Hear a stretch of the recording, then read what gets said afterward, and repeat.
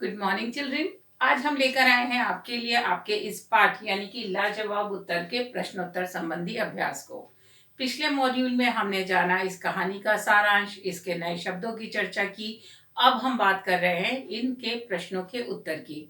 हमेशा की तरह इस पाठ में भी मौखिक और लिखित दो प्रकार के प्रश्नोत्तर दिए गए हैं। तो आज हम चर्चा करेंगे मौखिक प्रश्नों की, जो कि दिए गए हैं पेज क्रमांक 59 यानी कि 59 पर। यहाँ पर चार पांच प्रश्न दिए गए हैं और प्रश्न कुछ इस प्रकार है। पहला प्रश्न, राज्यसभा में कौन आने की आज्ञा चाहते थे? तो पाठ के प्रारंभ में ही हमने देखा कि द्वारपालक आकर राजा से अनुमति चाहता है कि राज्यसभा में आने की अनुमति के लिए कुछ लोग आए हैं, और वो लोग कौन थे? अतिथि। कितने अतिथि आए थे? 3। तो हमें भी प्रश्न का उत्तर क्या मिलेगा इस प्रकार कि राज्यसभा में आने की आज्ञा कौन चाहते थे? अतिथि। तो यहाँ पर अतिथि वर्ड हमारा, क्योंकि ये मौखिक है इसीलिए हम उत्तर संक्षिप्त में लिखेंगे। पेंसिल की सहायता से यहीं पर दिए गई जगह में आप डैश करके उस उत्तर को लेखबद्ध कर सकते हैं। चलिए दूसरे प्रश्न की बात करते हैं। वे अतिथि राज्यसभा में क्यों आए थे? तो जैसे कि हमने पाठ में जाना कि वे विभिन्न प्रकार के प्रश्न पूछना चाहते थे, और उन प्रश्नों को पूछकर जो राजा है उसके सभासदों की बुद्धि की परीक्षा लेना चाहते थे। तो यहाँ पर हम केवल संक्षिप्त में उत्तर लिखने के लिए क्या लिख देंगे कि वे अतिथि राज्यसभा में क्यों आए थे? प्रश्न पूछने। 3 प्रश्न लेकर आए थे, प्रश्न पूछना चाहते थे। तीसरा प्रश्न, तीनों अतिथियों के प्रश्न क्या थे? अब यहाँ पर प्रश्न लिखने, हमें 3 प्रश्न है तो ये तीनों ही प्रश्न लिखने हैं। तो अतिथियों के प्रश्न थे। पहला प्रश्न था संसार का केंद्र बिंदु कहाँ है? पहला प्रश्न।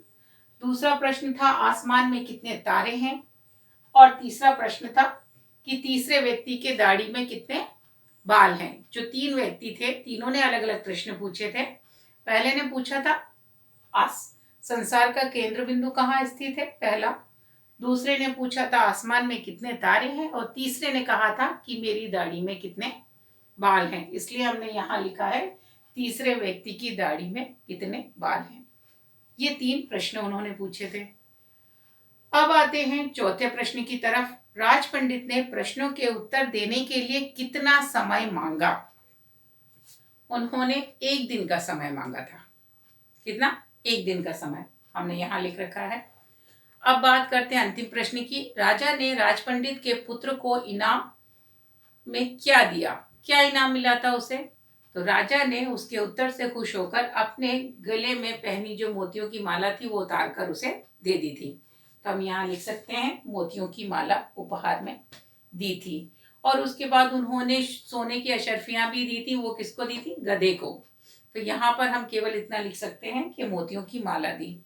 तो आप देखोगे इन चारों पांचों प्रश्न में जो तीसरा प्रश्न थोड़ा बड़ा है। चाहो तो इस प्रश्न के उत्तर को आप लेखबद्ध अपनी कॉपी में कर लीजिएगा। यहाँ पर टेक्स्ट बुक में यानी पाठ्य पुस्तक में लिखने का पर्याप्त स्थान, स्पेस नहीं है हमारे पास। तो आप क्या कीजिएगा, संक्षिप्त वाले उत्तर टेक्स्ट बुक में ही पेंसिल से लिख लीजिएगा। और ये जो थर्ड वाला प्रश्न है, क्योंकि ये प्रश्न हमको आगे भी आएगा, तो इसे आप अपनी कॉपी में नए शब्दों के बाद लेखबद्ध कीजिएगा। तो हो गया आपका। नए शब्द आपने कर लिए हैं, प्रश्न उत्तर मौखिक आपने कर लिए हैं। लिखित प्रश्नों के उत्तर की चर्चा हम करेंगे लाइव क्लास के दौरान। तो अपना ध्यान रखिए, स्टडी करते रहिए और पाठ का वाचन जरूर कीजिए। Take care, bye.